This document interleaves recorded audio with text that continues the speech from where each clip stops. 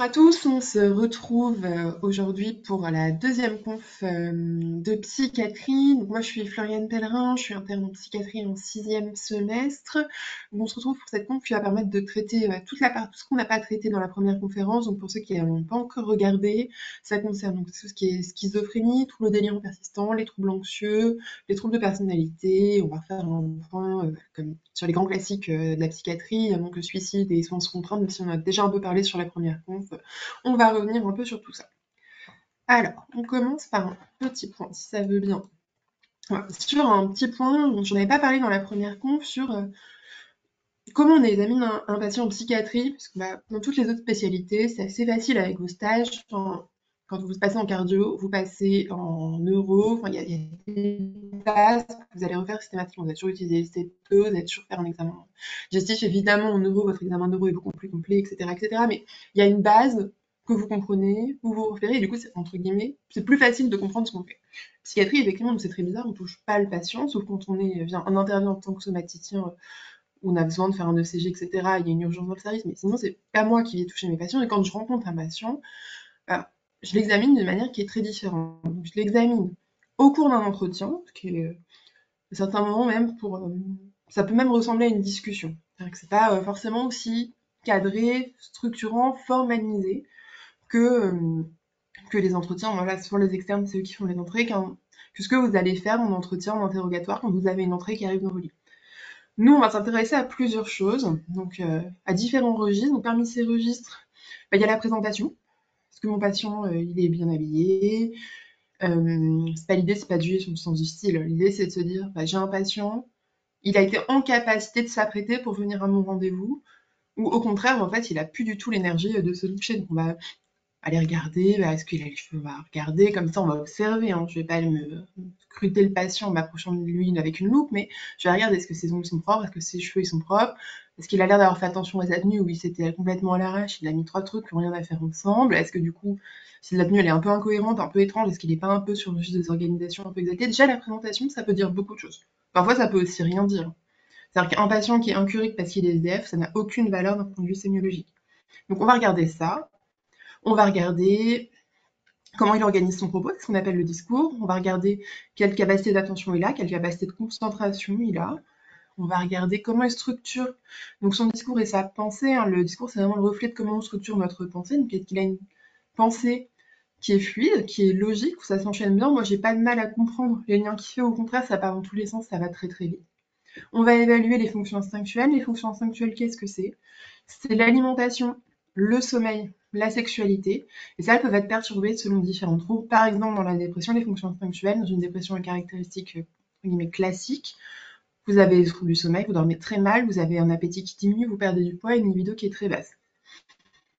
On va regarder les perceptions, comment il va interpréter son environnement, est-ce qu'il déforme tout par le biais d'idées délirantes et d'hallucinations. On va regarder comment il interagit dans sa vie sociale, etc., etc. Ça, c'est vraiment un peu la base de tout ce qu'on va chercher à évaluer. Et à partir de ça, nous allons faire une analyse sémiologique et clinique. Et on va intégrer tout ça, ça c'est pareil que tous les aspects, c'est pas pareil. Un patient qui a des idées délirantes qui a 20 ans, c'est la première fois qu'il en a, versus un patient qui a 40 ans et c'est la énième hospitalisation pour idées délirantes, versus un patient de 80 ans qui a des idées délirantes pour la première fois.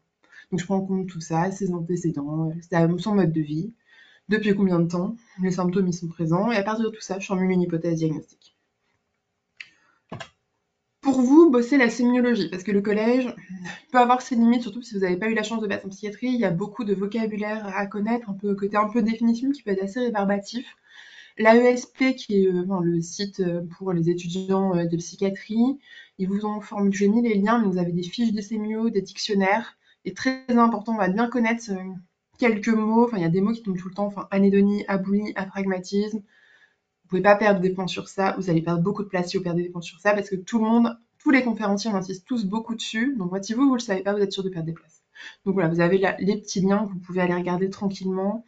Ils vous font aussi la ESP, je ne sais pas mes liens, mais il y a des vidéos aussi un peu cliniques d'exemples de.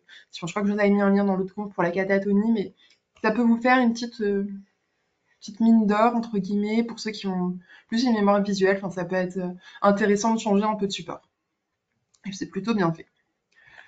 On commence par quelques QI, déjà plutôt par un QROC. Alors, quelle est la prévalence du trouble schizophrénique en population générale? Donc, c'est une prévalence de 0,6 à 1%.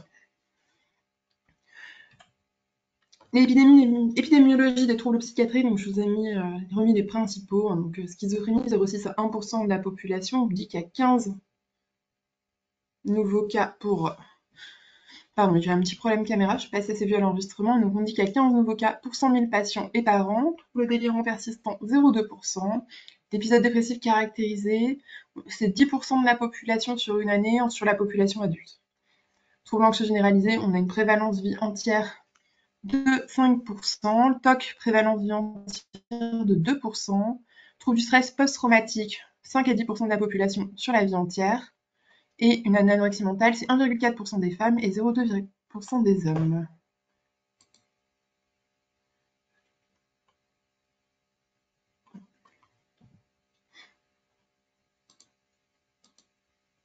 Alors attendez, est-ce que j'ai un petit problème de connexion? Je vérifie juste ma connexion Wi-Fi.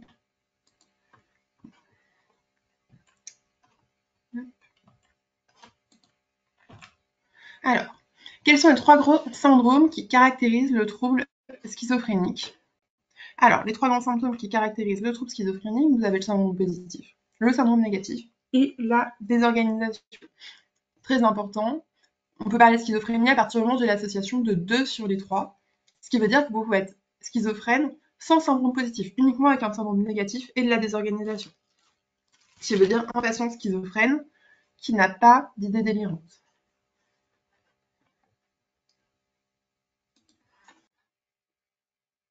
Okay.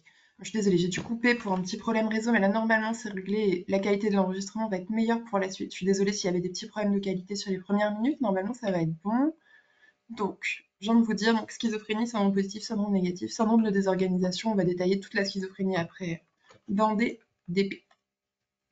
Comment on fait donc pour poser ce diagnostic? Il faut qu'il y ait au moins un des 2 syndromes qui va être présent pendant 1 mois, avec un retentissement pendant 6 mois.